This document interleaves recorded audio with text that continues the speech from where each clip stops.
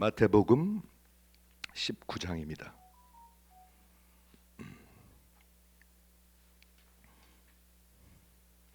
다 찾으셨으면 일어나셔서 우리 교독하도록 하겠습니다. 제가 먼저 읽고 여러분이 읽고 하겠습니다. 16절부터 제가 읽겠습니다.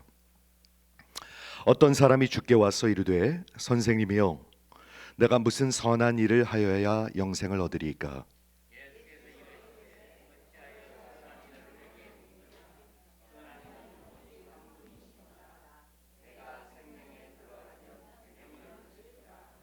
이르되 어느 계명이니 오니이까? 예수께서 이르시되 살인하지 말라, 간음하지 말라, 도적질하지 말라, 거짓 증인하지 말라.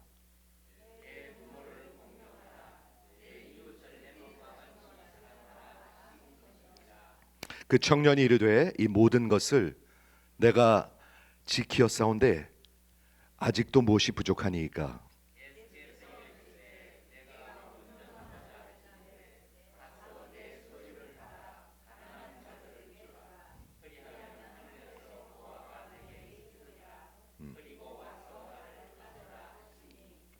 그 청년이 재물이 많음으로 이 말씀을 듣고 근심하며 가니라.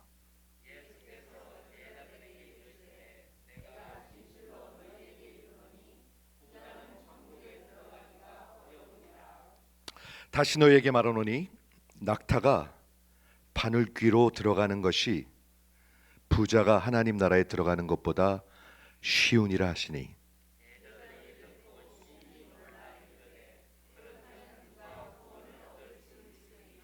다 같이 읽겠습니다. 예수께서 그들을 보시며 이르시되 사람으로는 할 수 없으되 하나님으로서는 다 하실 수 있느니라. 아멘. 우리 다 앉으시고 오늘은 하나님의 말씀을 폴 전도사님께서 전해 주시겠습니다.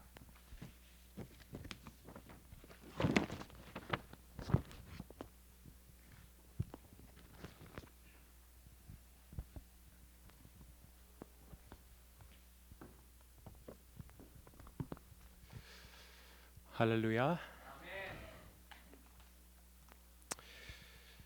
지난 12주 동안 갈라디아서를 공부하면서 구원과 하나님이 어떻게 사람들을 구원하셨는지 배웠습니다. 갈라디아서를 풍부한 신학과 교리로 가득 차 있습니다. 하지만 오늘 우리는 예수님의 삶과 사역을 살펴볼 것입니다. 그동안 배운 갈라디아서의 모든 것이 예수님의 사역에 어떻게 나타나 있는지 살펴보기 원합니다. 사도 바울은 단지 어떤 이론이나 아이디어를 말한 것이 아닙니다. 사도 바울은 인간의 절망적인 상태와 우리의 두 눈으로 볼 수 있는 하나님의 구원의 은혜에 대해 말하고 있습니다.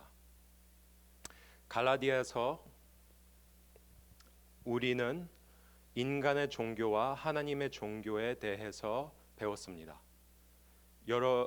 여러분들이 이 두 가지 종교가 복음서에 얼마나 확실하게 늘어나 있는지 볼 수 있기 바랍니다. 인간의 종교는 우리의 노력과 행위로 의를 얻으려 하는 것입니다. 하나님의 종교는 그리스도가 완성하신 구원의 일을 믿는 것이며 하나님께서 우리에게 의롭다 하심을 거저 주시는 것입니다. 하나는 종교살이고 다른 하나는 자유와 아들됨입니다. 오늘의 본문을 보겠습니다. 16절 어떤 사람이 주께 와서 이르되 선생님이여 내가 무슨 선한 일을 해야 영생을 얻으리이까? 복음서에는 소경, 병든 자, 거지들이 예수께 나오는 것을 흔히 볼 수 있습니다. 하지만 오늘 이야기에서 예수께 나오는 사람은 소경도 아니고 병든 자도 아니며 거지는 더더욱 아닙니다. 오히려 마태복음은 그 사람이 부자이며 청년이라고 말합니다. 더욱이 누가복음은 그가 관원이었다고 합니다. 아마도 회당의 지도자였을 수도 있습니다. 그 청년 관원은 성공과 성취의 상징이었습니다. 부유한 사람들은 많지만 대부분 그들은 젊지 않습니다. 에너지가 넘치는 젊은이들은 많지만 돈이 없는 이가 대부분입니다.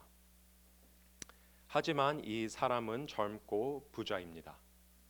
그리고 그는 종교적으로 도덕적으로 바르게 살고 있습니다. 비록 그 청년은 육체적으로 아프진 않지만 예수님만이 치유할 수 있는 영적인 병을 가지고 있었습니다. 이 청년은 마음이 타들어가는 것 같은 질문을 품고 왔습니다. 그 질문은 영생에 관한 것입니다. Came with a question about eternal life. Eternal life. 그는 세상적으로 성공한 삶을 살고 있었지만 영생에 관해 확신이 없었습니다. 영혼에 대한 이 질문은 인생의 가장 중요한 질문 중 하나이며 영생에 관한 답을 알지 못하면 우리는 공하여며 평강이 없을 것입니다.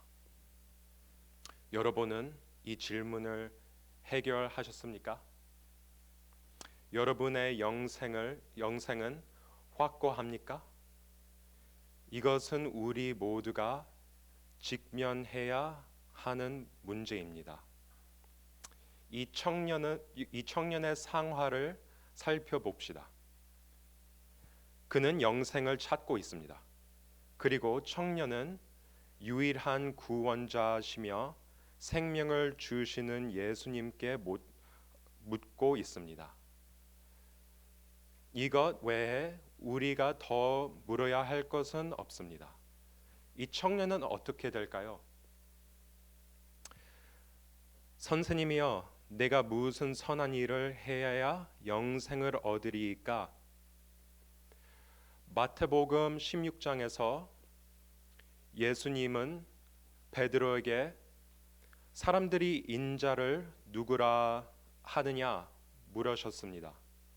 베드로는 주는 그리스도시요 살아계신 하나님의 아들이시니다라고 대답했습니다. Peter answered, "You are the Christ, the Son of the living God."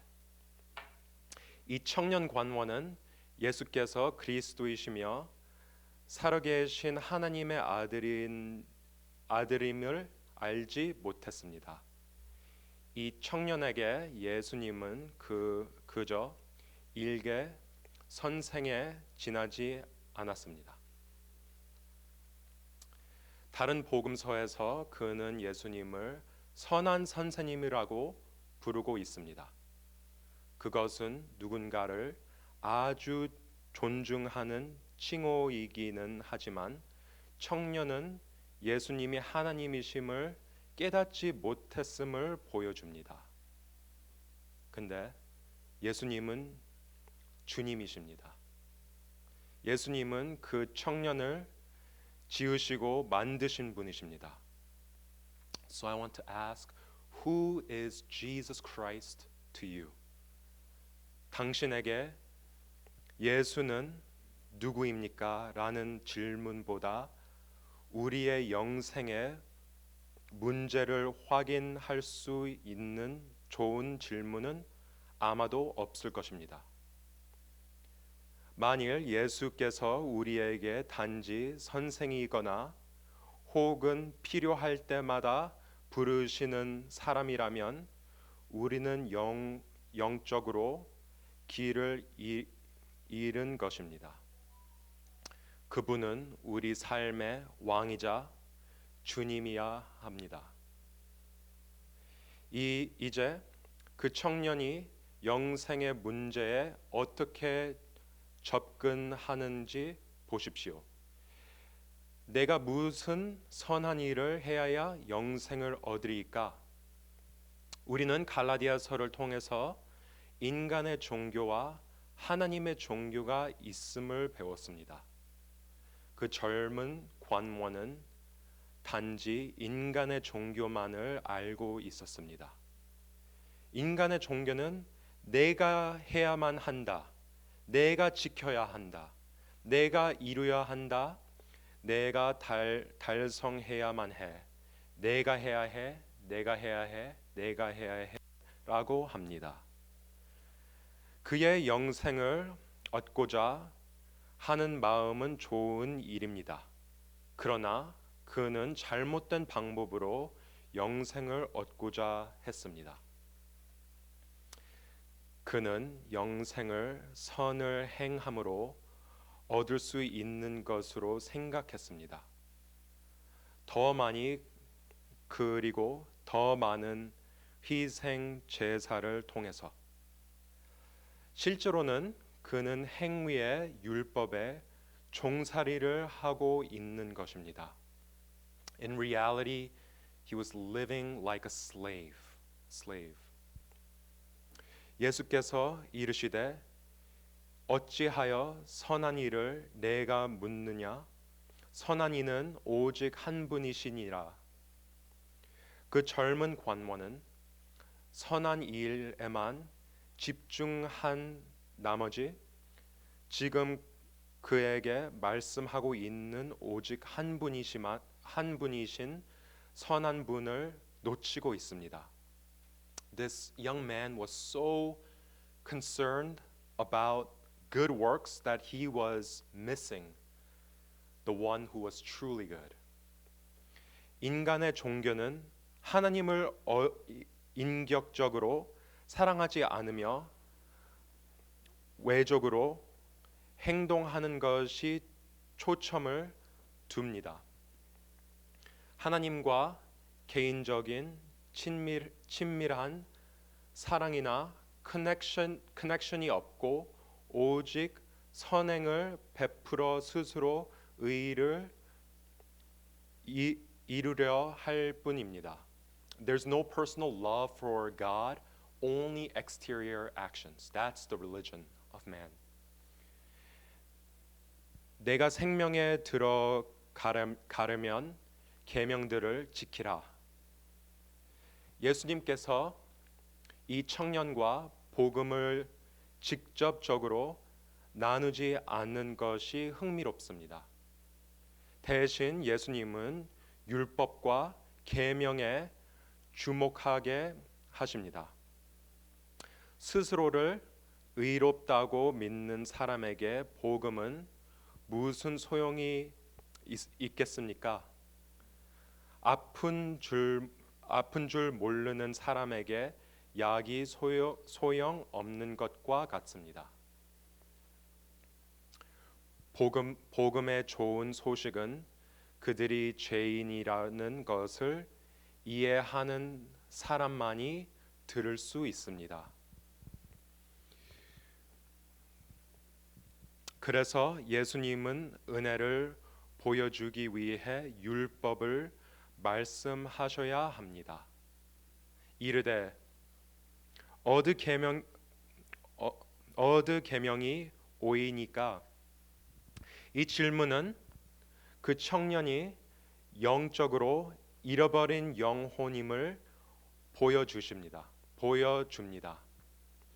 예수님은 마태복음 5장에서 그러므로 하늘에 계신 하나님 아버지 하나님 아버지의 온전하심과 같이 너희도 온전하라라고 말씀하셨습니다. 그리고 갈라디아서 3장은 율법을 지키는 사람은 율법대로 살아야만 하며 모든 율법을 다 지켜야 한다고 말합니다. 하나님은 온전히 거룩하고 위로이시며 그분의 기준은 완전합니다. 우리는 어떤 계명을 지켜야 할지 고르고 선택할 수 없습니다. 율법을 지켜라 하는 율법에 따라 살아야만 합니다. 예수님은 그 청년에게 all of them, 모든 계명 다라고 간단히 말할 수도 있었지만 예수님께서 무엇이라고 말씀하셨는지 봅시오. 살인하지 말라, 간음하지 말라, 도둑질하지 말라, 거짓 증언하지 말라, 내 부모를 공경하라, 내 이웃을 내 자신과 같이 사랑하라 하신 것이니라. 예수님께서 십계명 두 번째 돌판에 계명들을 열거하신 것이 흥미롭습니다. 어떤 목사님은 예수님이 쉬운 것, 즉 이 교도들도 때때로 시민의 덕목으로 지키는 것부터 시작했다고 말합니다. 예수님은 그 청년에게 그의 온 마음과 목숨, 뜻을 다하고 힘을 다해 하나님을 사랑했는지 묻지 않았습니다. 오히려 예수님은 그 청년에게 다른 사람들과의 관계에 대해 묻고 있습니다. 20절, 이 모든 것을 내가 지켰사온데 아직도 무엇이 부족하니까? 만일 그 청년 관원이 모든 계명을 다 지켰다면 왜 아직도 그의 마음에 부족하다고 느끼는 것일까요? 왜 그의 영혼에 평화가 없는 것 같습니까? 그 청년 관원은 분명히 계명을 지키지 않았습니다. 사실 그는 단 하나도 제대로 지키지 못했습니다. Not even one. 예수께서는 산상수훈을 가르칠 때 하나님의 거룩한 기준을 보여주셨습니다. 누군가를 미워한다면 이미 마음속으로 살인을 저지른 겁니다. 마음에 음욕을 품었으면 이미 간음했습니다. 그 청년은 자신이 하나님의 율법을 지켰다고 생각했습니다. 그는 자신의 죄와 죄악을 보는 대신 자기 자신과 자신의 능력으로 스스로를 정당화했습니다. 그러나 예수님은 그를 나무라거나 꾸짖지 않았습니다.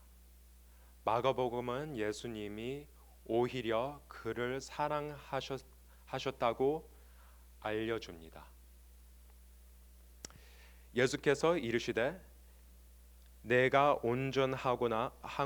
온전하고자 할진대 가서 내 소유를 팔아 가난한 자들에게 주라. 그라하면 하늘에서 보화가 내게 있으리라. 그리고 와서 나를 따르라 하시니 예수님은 그 청년의 마음을 아셨고 그의 우상이 무엇인지 드러낼 줄 어떤 일을 하도록 요구하셨습니다. 예수님은 그에게 재물을 버리고 자신을 따라오라고 하셨습니다. 예수님은 그 청년에게 자신을 따르라고 개인적으로 초청을 했고 또 그에게 어떻게 요구해야 할지 정확히 알고 계셨습니다. 그것은 주님을 따르기 위해 그의 모든 것을 내려놓으라는 것이었습니다. 청년 관원의 죄는 그가 부자가 된 것이 아닙니다. 그의 죄는 그가 하나님을 신뢰하지 않고 그의 재물을 사랑하고 신뢰한 것입니다. 하나님은 우리가 그리스도인이 되게 하실 때 우리 마음에 있는 죄와 우상을 드러내시고 회개하도록 하십니다. When we become Christians, the first thing God does is He exposes our sins and our idols, and we're led to repentance. 왜냐하면 우리는 오직 한 분의 주님만을 모실 수 있기 때문입니다. 우리는 하나님과 재물을 겸하여 섬기지 못합니다. 우리는 하나님과 가족을 겸하여 섬기지 못합니다. 우리는 하나님과 직업을 함께 섬길 수 없습니다. 하나님과 우리 자신이 둘 다 여호와가 될 수 없습니다. There can only be one. 단 하나만 있을 수 있습니다. 예수님은 청년에게 보물을 하늘에 쌓아두라고 하셨지만 그는 이 땅의 재물에 너무 노예가 되어 있었습니다. 소유를 팔아 가난한 자들에게 주는 것은 영생과 구원을 주지 못합니다. 그러나 예수님은 이 사람에게 그렇게 하라고 명하셨습니다. 왜냐하면 그의 마음속에 정말 소중히 여기고 사랑하는 것이 무엇인지 드러내기 때문입니다. 그것은 하나님이 아니었습니다. 그것은 자신이었습니다. He exposed his true heart. 그 청년이 재물이 많음으로 이 말씀을 듣고 근심하며 가니라. 그 청년 관원은 회개하고 그리스도를 따라가 그의 인생에서 가장 흥미지진하고 새로운 출발을 할 수도 있었습니다. 그러나 그는 근심하며 떠나갔습니다. 그는 비통하며 낙망하고 떠나갔습니다. 하나님을 따라야 하는 하나님을 따라야 하나 재물을 따라야 하나 마음에 나뉘는 것은 이미 한쪽으로 기울어진 마음입니다. 그것은 돈을 따르는 마음입니다. If we are torn whether to follow Christ or to follow money, you've actually already made up your mind. And that's what we see with the rich young ruler. 성경은 그 젊은 관원이 많은 재물을 갖고 있었다고 하지만 사실 그 순간 그는 세상에서 가장 가난한 사람이었습니다. 그는 금, 은보화, 온물은 가졌고 있었지만 그의 영혼은 잃어버린 것입니다. 그는 재물을 지켰지만 하나님의 나라를 잃어버렸습니다. 그는 아무것도 갖지 못했습니다. 그는 부자가 아닙니다.